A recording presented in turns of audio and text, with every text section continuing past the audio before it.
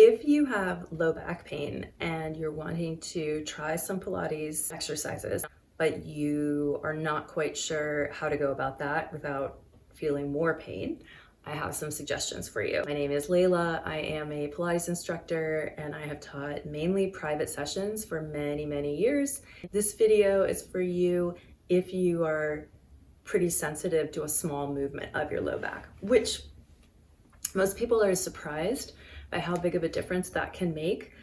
But when you think a little bit about the anatomy, the space between the vertebrae, it's not a lot of space. And then you have the nerves running out from the spinal cord. So a small movement can actually make a big difference if you're dealing with pain. I'm going to link some videos below related to what I'm talking about. This is the coaching. This is the coaching I would give you, the longer version of the coaching that you can then apply to whatever you're doing on your own now, or if you want to check out the videos, you're welcome to. The simplest starting point is figuring out what is the angle where your low back feels best. So I'm going to give you some tips if you're comfortable lying on your back, knees bent, soles of the feet on the mat. So number one, some of you will be totally fine in that position, but it would hurt to have your legs straight. You don't need to straighten your legs. Yeah, I don't know why. That seems to be an automatic response when people lay down, right? We're not going to sleep here. Like, it's just little exercise here.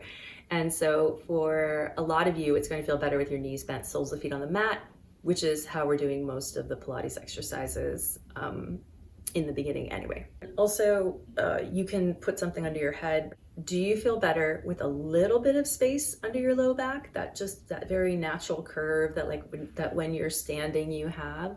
Or do you feel better with your back flat?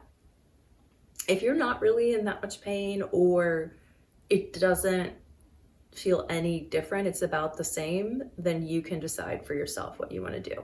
This video is very specifically for those of you who are sensitive to that movement.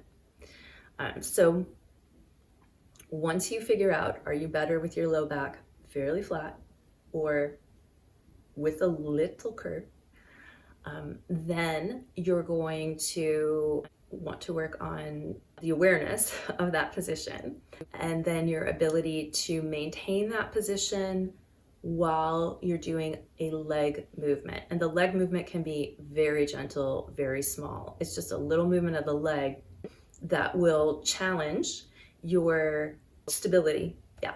And a lot of Pilates exercises are like that, where you're going to be moving your leg and trying not to move your pelvis or low back.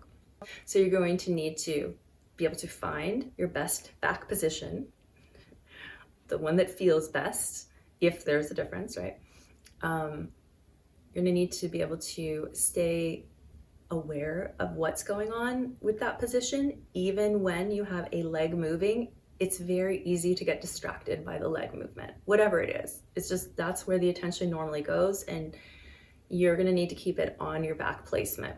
It's good Pilates technique and potentially very helpful for you to be able to stay aware of that back position. And then as the exercises get harder, you need to have the strength to maintain it. And some of it is just you getting used to the coordination. All right, so I'm gonna link a video I made with some gentle exercises. I'll put that link in the description box. You can see if there are some exercises that seem like a good fit for you, your body, how you're feeling, and try them out. If you made it this far, thanks for watching the whole video. I hope it was helpful for you. If you have any movement questions for me, feel free to leave a comment. If you liked the video, feel free to give it a like. If you'd like to see more, feel free to subscribe. And if you're interested in an online session with me, I have my website in the description box. So, all right, take care, enjoy.